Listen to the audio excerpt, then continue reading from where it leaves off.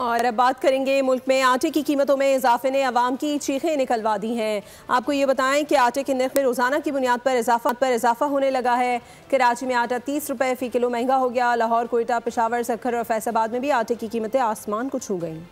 रवा साल किसान गंदम की कीमत बढ़ाने के लिए रोता रह गया, लेकिन इस साल मेहनत का मुआवजा ना मिला। मुल्क में गंदम वाफिर होने के बावजूद आटे की कीमत में जबरदस्त इजाफे ने अवाम को भी हैरान और परेशान कर दिया। कराची में आटे की फी किलो कीमत में 30 रुपए तक का इजाफा हो चुका है।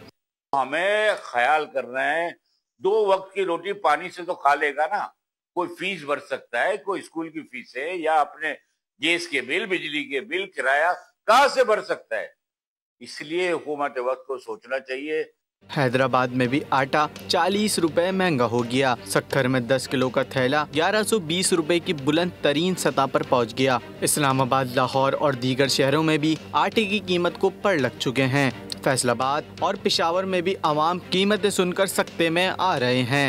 ये दसो खाना सी कितों मेहनत मजदूरी करते हैं, साढ़े मारे के सलाब आना साढ़े ते पै गया, बंदा पूछे। ये 110 रुपए किलो फर्क हो रहा है आटा ना इस वक्त। अच्छा। ये अचानक से पैसे बढ़ गए इसके ऊपर। मुश्किल तो है थोड़ी सी, मगर क्या करते हैं, गुजारा तो करना ही है ना। 42 रुपया रेट है आटे का, तो आप बताएं इस महंगाई के दौर में तो कैसे जिया जाए। कोयटा में भी आटा महंगा हुआ तो दुकानदारों ने रोटी के नर्ख बढ़ाने की तैयारी कर ली। शहरियों का कहना है कि मुंह का निवाला छीनने वालों का एहतसाब किया जाएगा।